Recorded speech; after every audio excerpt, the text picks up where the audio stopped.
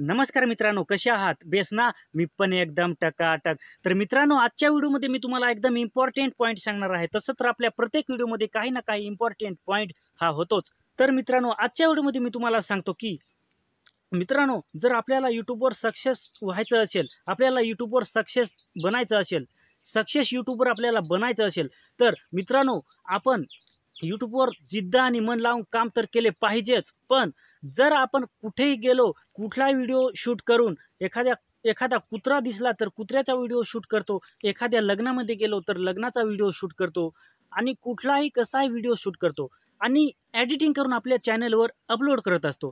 तर मित्रांनो, अशा प्रकारची चुकी जर तुम्ही केली, तर तुम्ही कितीही चांगल्या प्रकारे मेहनत केली, तरी तुमचा चॅनल जो आहे तो मोनेटाईज होणार नाही.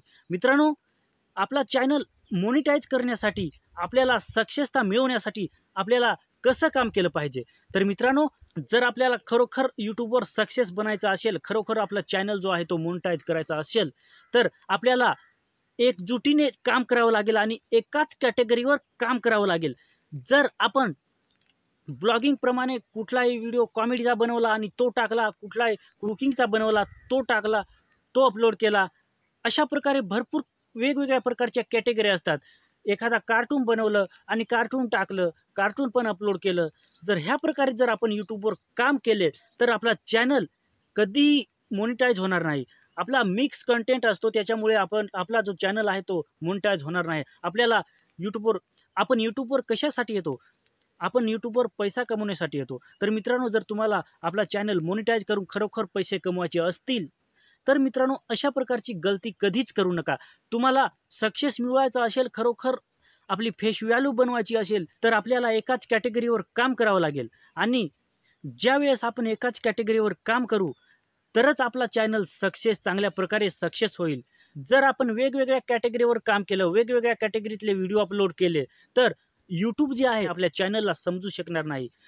कारण आपण आज टेकच्या कॅटेगरीवर काम केलं, आपण आज टेकचा व्हिडिओ अपलोड केला आणि उद्या कुकिंगच्या कॅटेगरीवरला आपण व्हिडिओ अपलोड केला आणि पुढच्या वेळेस आपण कार्टूनमधला व्हिडिओ अपलोड केला. तर अशा प्रकारे आपला चॅनल जो आहे तो मिक्स होऊ शकतो आणि आपला चॅनल जो आहे जर मिक्स झाला, तर आपला चॅनल खरोखर मोनेटाईज होणार नाही. आपण एका कॅटेगरीवर काम केले पाहिजे. जर आपण टेकच्या संबंधात व्हिडिओ बनवत असाल, तर आपण टेकच्याच कॅटेगरीवरले व्हिडिओ जे आहेत ते अपलोड केले पाहिजेत. जर आपण YouTubeच्या नियमांना फॉलो करून जर काम केलेत, तर आपल्याला जास्त दिवस YouTubeवर सक्सेस होण्यासाठी लागणार पण नाहीत आणि आपला चॅनल चांगल्या पद्धतीने, चांगल्या प्रकारे मोनेटाईज होईल. त्याला काहीच अडचण होणार नाही. जर आपण मिक्स कंटेंटवर काम केले, तर आपल्याला मोनेटायझेशनसाठी खूप म्हणजे खूप अडचण येऊ शकते. त्याच्यामुळे मित्रांनो, एकाच कॅटेगरीवर काम करा, चांगल्या प्रकारे काम करा, मेहनत करा. जेवढी मेहनत लावून तुम्ही काम कराल, तेवढा चांगल्या प्रकारे आपला चॅनल जो आहे तो मोनेटाईज होईल. तर मित्रांनो, चांगल्या प्रकारे काम करत राहा आणि आपलं जीवन जे आहे ते सफल बनवा. आपल्या लाईफमध्ये चॅनल जो आहे तो मोनेटाईज करून चांगल्या प्रकारे पैसे कमवा आणि आपलं जीवन जे आहे ते चांगल्या प्रकारे जगा. तर मित्रांनो, आजच्या व्हिडिओमध्ये एवढं. जय हिंद, वंदे मातरम.